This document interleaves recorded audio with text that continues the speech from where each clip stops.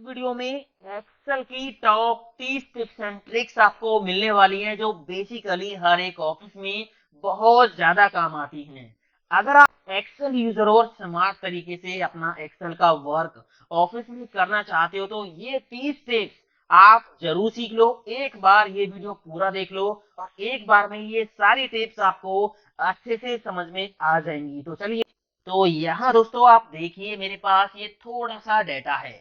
मुझे ये डेटा ना अपर केस लेटर्स में कन्वर्ट करके प्रिंट करना है। अब डेटा बहुत ज्यादा होगा तो कैसे करोगे, बहुत सारे कॉलम्स में डेटा होगा तो कैसे करोगे। अभी तो इसके लिए हम अपर का फॉर्मूला भी लगा सकते हैं अपर केस में चेंज करने के लिए, बट एक सिंपल सी ट्रिक है जो आपके बहुत ज्यादा काम आ सकती है।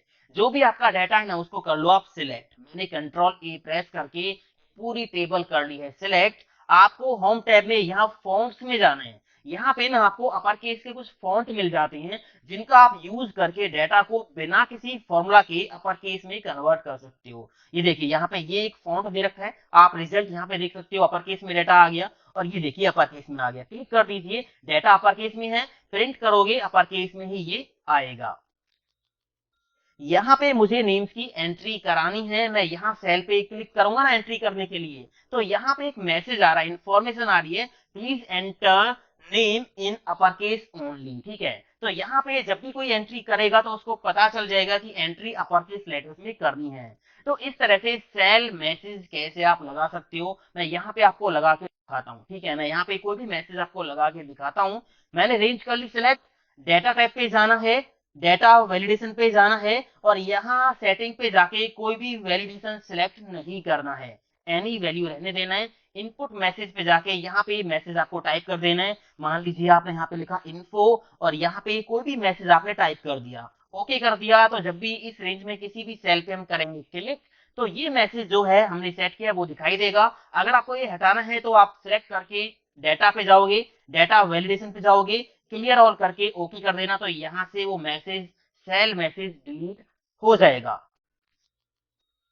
अगर हमें यहाँ पे सेल सिलेक्ट करके इसके बीच में कुछ लिखना है तो इसके लिए हम सेल्स को मर्ज करेंगे, फिर सेंटर करेंगे, मतलब मर्ज एंड सेंटर करके यहाँ पे कुछ भी हम सेंटर में लिखेंगे। बट बिना मर्ज किए भी, बिना सेल्स को मर्ज किए भी डेटा हम सेंटर में कर सकते हैं। कैसे, देखिए आपको यहाँ पे बीच में कुछ लिखना है बट सेल मर्ज नहीं करनी है, तो सिलेक्शन हम कर लेंगे। इसके बाद यहाँ पे पहले कुछ लिख लीजिए, मैंने यहाँ पे मान लीजिए स्टूडेंट रिकॉर्ड लिख दिया, शॉर्ट में लिख दिया एस आर, स्टूडेंट रिकॉर्ड। अब मैंने इस रेंज को कर लिया सिलेक्ट, ये एस आर मेरे को सेंटर में चाहिए बिना मर्ज किए, तो सेल कर लिए सिलेक्ट, राइट क्लिक करेंगे और जाएंगे फॉर्मेट सेल पे। यहाँ पे अलाइनमेंट टैब पे हम जाएंगे और यहाँ हॉरिजॉन्टल वाली ड्रॉप डाउन से हम ऑप्शन सिलेक्ट कर लेंगे सेंटर अक्रॉस सिलेक्शन। जो भी सिलेक्शन हमने कर रखा है उसके बीच में जो है टेक्स्ट आ जाए तो बस ओके कर देंगे, हमारा काम हो जाएगा। यहाँ पे देखिए जो एसआर था वो सेंटर में आ गया जो भी हमने सिलेक्शन किया था, बट यहाँ पे सेल मर्ज नहीं है। अब इस चीज की बहुत जरूरत हमें पड़ जाती है जब हम फॉर्मुलेज लगाते हैं, क्योंकि अगर फॉर्मुलेज में हम कोई रेंज देते हैं ना तो वहां पे बीच में मर्ज सेल एक्सेप्ट नहीं करता है फॉर्मूला। तो उस केस में अगर आपको ये प्रॉब्लम फेस करनी पड़ रही है तो बिना सेल को मर्ज किए भी आप ये काम कर सकते हो। यहाँ पे ना ये कुछ एम्प्लॉय के नेम लिखे हुए हैं। अब होगा क्या, जैसे ही मैं किसी नेम पे कर्जर लेके जाऊंगा तो उसकी पिक्चर साइड में अपने आप दिखाई दे जाएगी। कर्जर मैं यहाँ से हटाऊंगा तो पिक्चर हाइड हो जाएगी। तो ये बहुत काम की ट्रिक है, बहुत काम आती है एक्सेल में।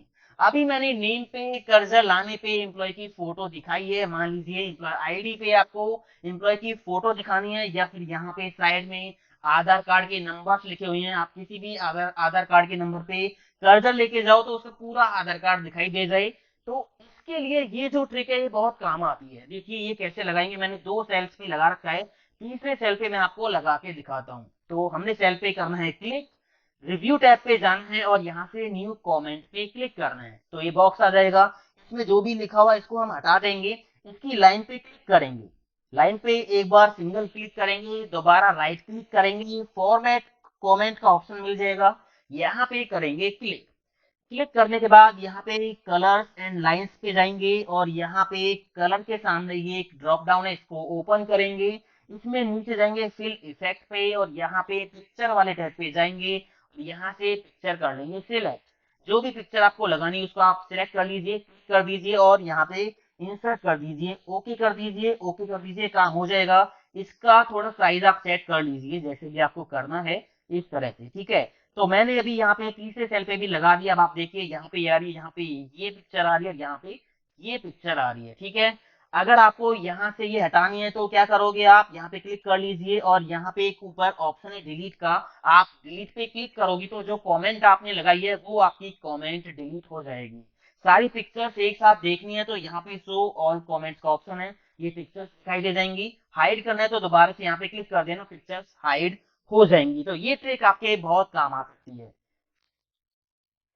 इसके बाद ये अगली ट्रिक आप देखिए, मेरे पास ये डाटा है, मान लीजिए मुझे इस डाटा में से कुछ डाटा सिलेक्ट कर करके दूसरी शीट पे कॉपी करना है। तो आपको ऐसे नहीं करना कि यहाँ से एक रो सिलेक्ट किया, कॉपी किया कंट्रोल सी से, फिर किसी दूसरी शीट पे जाके पेस्ट किया, फिर से उसी शीट पे आए और फिर से अगला रिकॉर्ड कॉपी किया, फिर से जाके पेस्ट किया। ऐसे नहीं करना। तो एक ट्रिक है जो मैं आपको बता रहा हूँ, क्लिप बोर्ड का आपको यहाँ पे यूज करना है, ठीक है। तो आपको क्या करना है, होम टैब पे जाना है और यहाँ से क्लिप बोर्ड ओपन कर लेना है। ये यहाँ पे करने के लिए क्लिप बोर्ड हो गया ओपन। अब आपको करना क्या है, मान लीजिए मुझे ये रिकॉर्ड चाहिए, मैंने कंट्रोल सी से कॉपी किया, ये वाला चाहिए कंट्रोल सी, ये वाला चाहिए कंट्रोल सी और ये लास्ट वाला चाहिए कंट्रोल सी, ठीक है। तो बस आपको अपनी सीट पे जाना है, जहां पे भी डेटा आपको पेस्ट करना है। आप नई वर्कशीट में भी जा सकते हो, नई वर्कबुक में भी जा सकते हो। आपको एक क्लिपबोर्ड ओपन मिलेगा, आपको जहां भी डेटा पेस्ट करना है क्लिक कर दीजिए और यहाँ पे पेस्ट ऑल का ऑप्शन है। ये देखिए जो जो डेटा आपने कॉपी किया था वो पूरा डेटा यहाँ पे आ गया है। तो इस तरह से क्लिपबोर्ड की ट्रिक का आप यूज कर सकते हो। यहाँ पे मेरे पास ये बहुत सारा डेटा है। अब देखिए डेटा अगर मैं स्क्रॉल करता हूँ तो हेडिंग ऊपर दिखाई नहीं दे रही। तो हेडिंग्स को फ्रीज करने के दो तरीके हैं, एक तो है फ्रीज पेन का यूज करके, एक दूसरा है बहुत स्मार्ट। तो फ्रीज पेन से हम रो को कैसे फ्रीज करेंगे, आपको डेटा में कहीं भी क्लिक कर लेना है, व्यू टैब पे जाना है, यहाँ पे फ्रीज पेन का ऑप्शन मिलेगा और यहाँ पे अभी एक ही रो ऊपर वाली रो मुझे फ्रीज करनी है, तो यहाँ पे ऑप्शन है फ्रीज टॉप रो, इस पे हम क्लिक कर देंगे तो ऊपर वाली रो फ्रीज हो गई है। आप देखिए यहाँ से 23 वाली रो आपको यहाँ पे दिखाई दे रही है, तो ऊपर वाली जो रो है वो फ्रीज हो गई है। अगर आपको एक से ज्यादा रो फ्रीज करनी है तो आप इस तरह से सिलेक्ट कर लेना, इससे ऊपर की सारी रो फ्रीज करनी है तो फ्रीज पेन पे जाके यहाँ पे फ्रीज पेन पे क्लिक कर दोगे। अभी यहाँ पे अनफ्रीज पेन आ रहा है तो मैंने अनफ्रीज पेन कर दिया। अभी यहाँ पे कोई भी रो जो है फ्रीज नहीं है, ठीक है। तो अगर आपको मान लीजिए इससे ऊपर की सारी रो फ्रीज करनी है तो फ्रीज पेन पे जाओगे और यहाँ पे फ्रीज पेन का ऑप्शन मिल जाएगा। अब ये तो था फ्रीज पेन से करने का तरीका। सबसे पहली रो फ्रीज करने का एक और स्मार्ट तरीका आप देखिए। आपको करना क्या है, सारा डेटा कर लेना है सिलेक्ट, कंट्रोल ए से सारा डेटा कर लिया मैंने सिलेक्ट, कंट्रोल टी प्रेस करके इसको टेबल फॉर्मेट में बदल देना है, माई टेबल हैज हेडर्स पे टिक लगा के रखना है, ओके कर देना, काम हो गया। अभी देखिए यहाँ पे मैं इनका जो हाईलाइट कलर है ये चेंज कर देता हूँ। तो मैंने यहाँ से चेंज कर दिया, मान लीजिए ये वाला लगा दिया, ठीक है। और यहाँ से फॉन्ट कलर मैंने कर दिया ब्लैक। अभी देखिए ऊपर वाली रो ये है। अब मैं अभी यहाँ पे क्या आ रहा है, ए बी सी डी इस तरह से आ रहा है। अगर मैं नीचे जाता हूँ, ये देखिए तो हेडिंग कहाँ गई, हेडिंग कॉलम नेम की जगह पे आ गई। यहाँ पे देखिए मार्क्स, कोर्स नेम, आईडी। इस तरह से ये स्मार्ट ट्रिक आप यूज कर सकते हो अगर आपके डेटा में केवल एक ही रो है तो, ठीक है। क्योंकि यहाँ पे तो एक ही जो टॉप रो होगी उसकी जो हेडिंग्स होंगी वो आपकी यहाँ पे आ जाएंगी अगर आप अपने डेटा को टेबल फॉर्मेट में कन्वर्ट कर लोगे तो। यहाँ पे ऊपर से तो हम रोज को फ्रीज कर सकते हैं, बट नीचे से अगर हमें कोई रो फ्रीज करनी हो तो वो कैसे हम करेंगे। मेरे पास इस डेटा में नीचे टोटल रो है और मैं चाहता हूं कि ये टोटल वाली रो यहाँ पे फ्रीज रहे। तो ये काम कैसे होगा, आपको जाना है व्यू टैब पे, यहाँ पे एक ऑप्शन है स्प्लिट का, इस पे क्लिक कर दीजिए। तो इस तरह से जो ये लाइनिंग आपके सामने आ जाएंगी, ठीक है। इसको आप साइड में कर दीजिए और यहाँ से इसको पकड़ के नीचे ले आइए इस तरह से, ठीक है। अब ये अलग अलग जो है विंडो यहाँ पे स्प्लिट हो गई है। नीचे वाली जो है इसमें आप अपनी टोटल वाली रो को सेलेक्ट कर लीजिए, जहां पे भी वो टोटल रो है। ये कौन सी रो है, ये है आपकी 124। तो यहाँ पे आप 124 को ले आइए, ये हमारी टोटल रो यहाँ पे आ गई। आप ऊपर कहीं भी क्लिक कर लीजिए, डेटा को आप ऊपर नीचे कहीं स्क्रॉल करोगे तो ये टोटल रो यहीं पे फ्रीज रहेगी, ठीक है। तो इस तरह से आप जो है नीचे से भी रो को फ्रीज कर सकते हो और इसी तरह राइट से भी कर सकते हो। अगर आपको ये स्प्लिट हटाना है तो यहाँ पे सेपरेट ऑप्शन है व्यू टैब पे, इस पे फिर से क्लिक कर दीजिए तो ये जो है यहाँ से हट जाएगा। इस तरह से इस ट्रिक का आप यूज कर सकते हो। मेरे पास ये दोस्तों बहुत सारा डेटा है। अगर मैं इसको प्रिंट करूंगा ना तो देखिए क्या होगा, मैंने कंट्रोल पी प्रेस किया तो आप देखिए पहले पेज पे तो हेडिंग्स जो है आ रही हैं, बट अगर मैं यहाँ से अगले पेज पे जाऊंगा तो यहाँ पे हेडिंग प्रिंट में नहीं आएंगी। तीसरे पेज पे जाऊंगा तो यहाँ पे भी हेडिंग प्रिंट में नहीं आएंगी।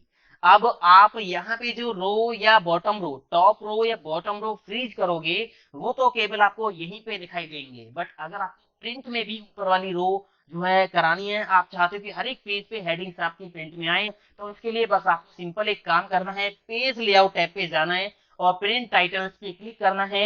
यहाँ पे एक ऑप्शन आपको मिल जाएगा रो टू रिपीट एट टॉप, इस बॉक्स में करना है क्लिक, और जिस बॉक्स में जिस रो में आपकी हेडिंग्स है ना उसको आप सिलेक्ट कर दीजिए। इसको मैंने कर दिया है सिलेक्ट, ओके कर दिया, अब हमारा काम हो गया है। अगर मैं कंट्रोल पी करूंगा यहाँ पे प्रीव्यू देखूंगा तो देखिए यहाँ पे हेडिंग पहले पेज पे आ रही हैं, और यहाँ से अगर मैं सेकंड पेज पे गया तो यहाँ पे भी हेडिंग्स आ रही हैं, थर्ड पेज पे जाऊंगा तो यहाँ पे भी हेडिंग्स आ रही हैं। तो इस तरह से आप हेडिंग्स को भी सभी पेजों पे प्रिंट कर सकते हो। अगर हमें एक्सेल में केवल सिलेक्ट किए हुए डाटा को ही प्रिंट करना हो तो ये काम कैसे होगा आप देखिए। मैंने डाटा कर लिया है सिलेक्ट, मुझे केवल ये डाटा प्रिंट करना है। तो पेज लेआउट टैब पे जाएंगे, यहाँ पे प्रिंट एरिया का ऑप्शन मिल जाएगा, सेट प्रिंट एरिया कर देंगे, और अब आप देखिए कंट्रोल पी करके तो यहाँ पे केवल वही डाटा प्रिंट में आएगा जो डाटा आपने सिलेक्ट किया है। ये हटाने के लिए आपको करना क्या होगा, प्रिंट एरिया पे जाइए, क्लियर प्रिंट एरिया कर दीजिए, तो यहाँ पे अब सारी सीट आपकी होगी प्रिंट। एक्सेल में डेटा हाइड कैसे होता है, बहुत सारे लोग क्या करते हैं, डेटा को करते हैं सिलेक्ट और यहाँ से कलर कर देते हैं व्हाइट, मतलब डेटा हाइड हो गया। ठीक है, ये सही तरीका नहीं है डेटा हाइड करने का। आपको एक काम करना है, जो भी डेटा हाइड करना है उसको कर लेना सिलेक्ट, कंट्रोल वन प्रेस करना कीबोर्ड से या फिर राइट क्लिक करके फॉर्मेट सेल पे जाना है, यहाँ पे कस्टम पे जाना है और यहाँ जनरल को हटा के 3 बार सेमी कॉलन लगा देना है, तो आपका काम हो जाएगा। 3 बार सेमी कॉलन लगा दीजिए, ओके कर दीजिए, तो जो भी रेंज आपने सिलेक्ट किया है वहां पे डेटा दिखाई नहीं देगा। बेशक आप यहाँ पे कोई भी कलर लगा देना। अगर आपको ये हटाना है तो फिर से आपने रेंज करनी है सिलेक्ट, जहाँ पे लगाया था कंट्रोल वन प्रेस कर लेना, और यहाँ पे ये 3 सेमी कॉलन जो आपने लगाए थे इनको हटा देना। तो ये देखिए यहाँ पे ओके करने के बाद आपका जो डेटा है वो फिर से दिखाई दे जाएगा। अगर हमें एक्सेल शीट में डेटा एक जगह से दूसरी जगह लेके जाना होता है तो इसके लिए कॉपी पेस्ट या कट पेस्ट करने की कोई जरूरत नहीं है। आपको बस डेटा करना है सिलेक्ट और कोने से इसको पकड़ के कहीं भी आप जाके ड्रैग एंड ड्रॉप कर दीजिए, वहीं पे ये डेटा शिफ्ट हो जाएगा, ये देखिए। ठीक है, तो इस तरह से आप डेटा को बड़ी आसानी से मूव कर सकते हो। यहाँ पे ये जो डेटा है ये इस तरह से लिखा हुआ है, कॉलम में एम्प्लॉय आईडी है और कॉलम में इस तरह से नेम्स लिखे हुए हैं। अगर मुझे इस डेटा को कन्वर्ट करना है, मतलब इसका ट्रांसपोर्ट करना है कि एम्प्लॉय आईडी ऐसे की जगह पे ऐसे आ जाए और नेम उसके नीचे इस तरह से आ जाए, तो इसका हम आसानी से ट्रांसपोज कर सकते हैं। कैसे, बस डेटा को करना है कॉपी, कंट्रोल सी, और जहां पे भी आपको रिजल्ट चाहिए वहां पे क्लिक कर लीजिए, राइट क्लिक पेस्ट स्पेशल, और यहाँ पे ट्रांसपोज का ऑप्शन मिल जाएगा, टिक कर दीजिए, ओके कर दीजिए, तो देखिए यहाँ पे जो डाटा है ये कॉलम की जगह इस तरह से रो में चला गया है। यहाँ पे ना मुझे डेट्स की सीरीज फिल करनी है, बट स्टार्ट डेट मेरे पास ये है और इसके बाद अगले 70 दिन की डेट्स मेरे को यहाँ पे फिल करनी है, या मान लीजिए 200 डेज की फिल करनी है या पूरे 500 डेज की फिल करनी है। तो वो आप कैसे करोगे, ड्रैग एंड ड्रॉप करोगे तो आपको बार बार चेक करना पड़ेगा, इसमें टाइम लगेगा।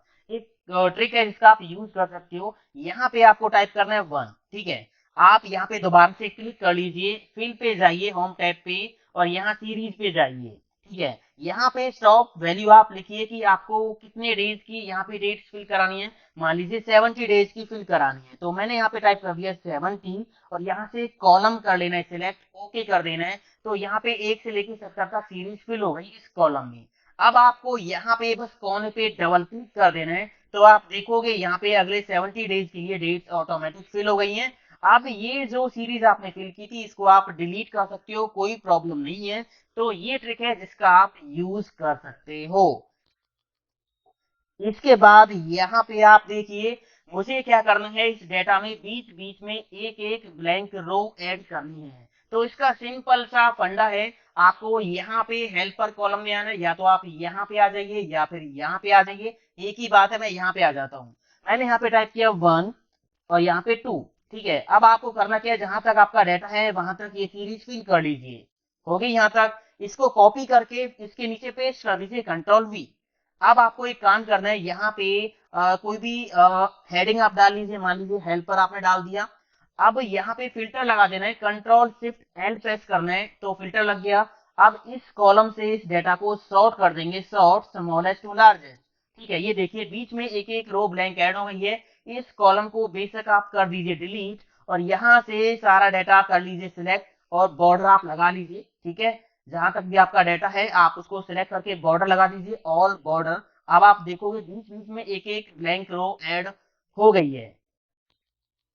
यहाँ पे पिन कोड में सेल ब्लैंक है, मुझे क्या करना है, मान लीजिए डाटा बहुत ज्यादा होगा तो ब्लैंक सेल्स हाईलाइट करनी है। तो इसके लिए सिंपल सा फंडा है, आपको कॉलम कर लेने सिलेक्ट, जहां पे ब्लैंक सेल्स आपको हाईलाइट करनी है। कीबोर्ड से प्रेस करना है F5 और यहाँ पे स्पेशल पे जाना है और ब्लैंक स्पेटिक लगाना है, ओके कर देना है तो ब्लैंक सेल हो गई सेलेक्ट। अब यहाँ से कोई भी फिल कलर आप लगा दीजिए, ये देखिए कोई भी फिल कलर लगा दीजिए तो आपके सेल जो है ब्लैंक सेल वो हाईलाइट हो जाएंगे। यहाँ पे ना पिन कोड में सेल फिर से ब्लैंक है, हमें क्या करना है, जिसका पिन कोड एंटर नहीं किया हुआ उसका पूरा रिकॉर्ड कर दीजिए डिलीट।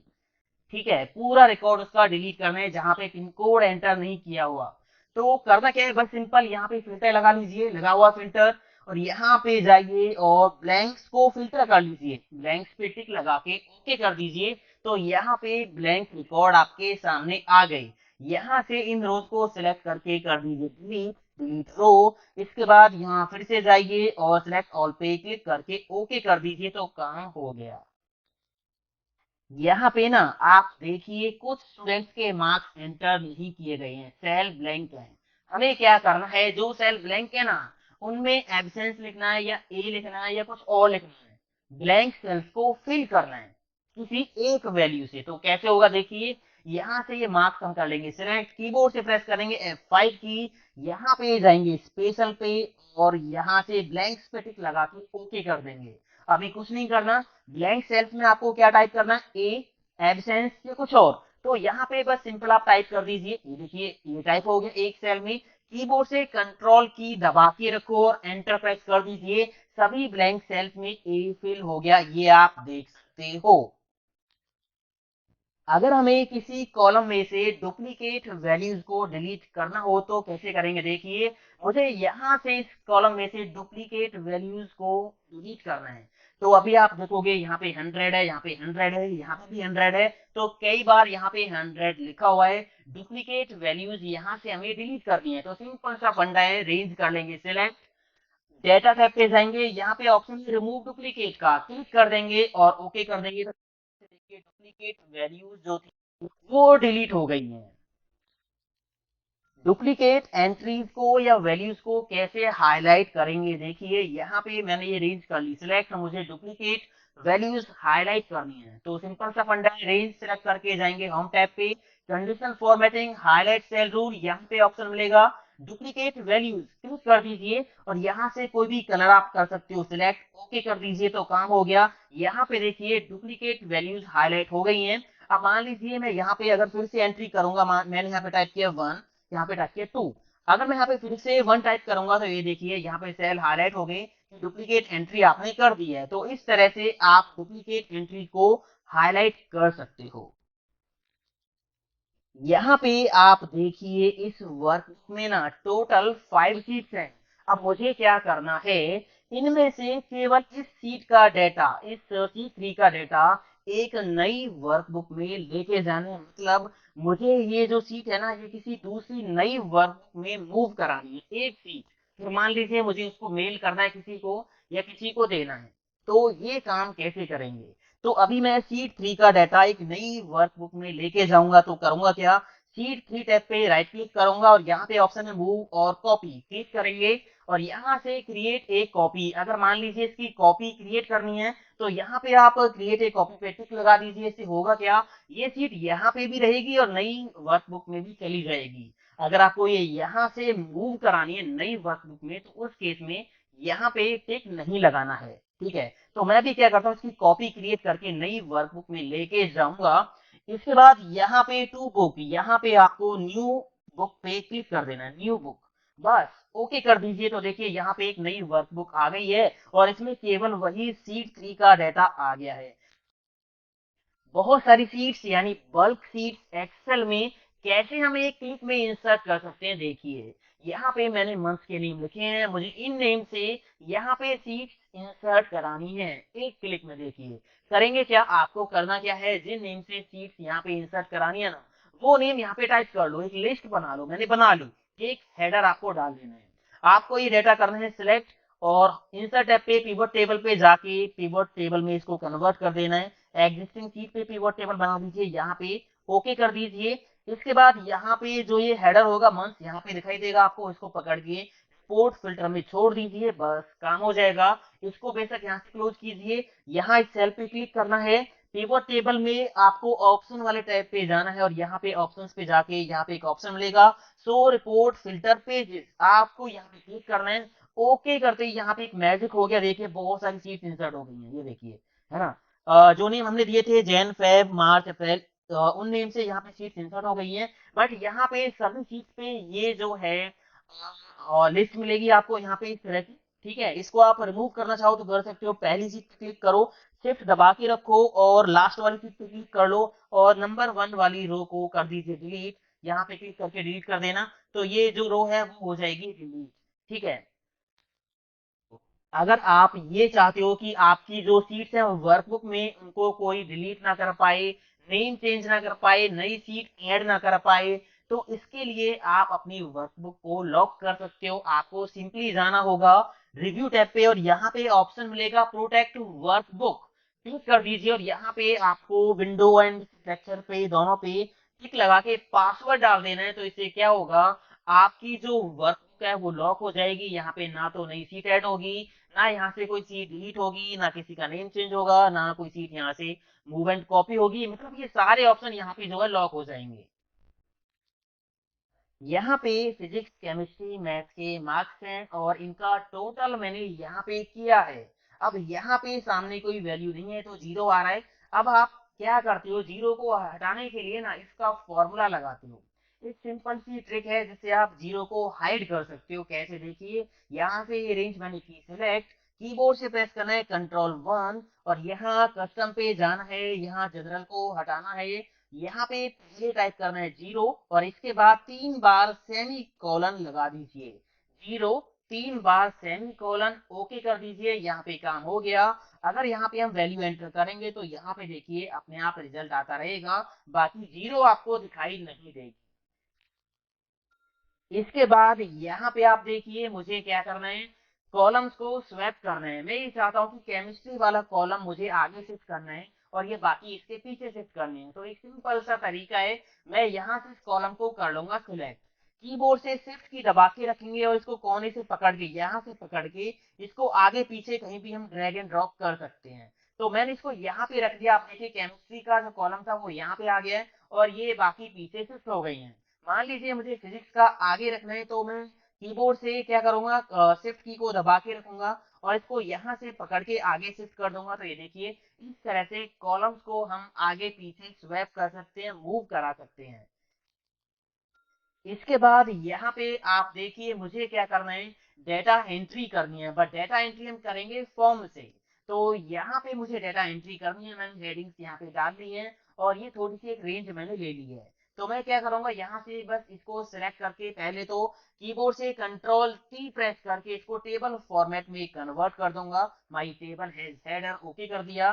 तो ये जो फॉर्मेट था वो टेबल फॉर्मेट में आ गया, यहाँ से कोई भी फॉर्मेट हम लगा सकते हैं। मैं यहाँ पे सिंपल सा फॉर्मेट लगा लेता हूँ, ये वाला मैंने लगा दिया, ये वाला, ठीक है। यहाँ पे मैंने बैंडेड रोसेटी हटा दिया और इनका जो कलर है वो मैं चेंज कर देता हूँ। मैंने यहाँ से फॉन्ट कलर कर दिया ब्लैक। अभी ये जो इतनी रेंज थी ये टेबल फॉर्मेट में मैंने कन्वर्ट कर दी है। अब यहाँ पे देखिए ऊपर एक फॉर्म का ऑप्शन मैंने ऐड कर रखा है। यहाँ पे एक फॉर्म का ऑप्शन ऐड कर रखा है। ये कैसे ऐड करना है आपको? आपको यहाँ पे जाना है क्विक एक्सेस टूल बार पे और मोर कमांड्स में जाना है। यहाँ से आपको ऑल कमांड्स पे जाना है और यहाँ पे फॉर्म का ऑप्शन आपको सर्च कर लेना है। यहाँ पे ये रहा फॉर्म का ऑप्शन, इस पे क्लिक करके इधर ऐड कर लेना। ठीक है, मैंने ऐड कर रखा पहले से ही। अब इसको मैं कर दूंगा यहाँ से क्लोज।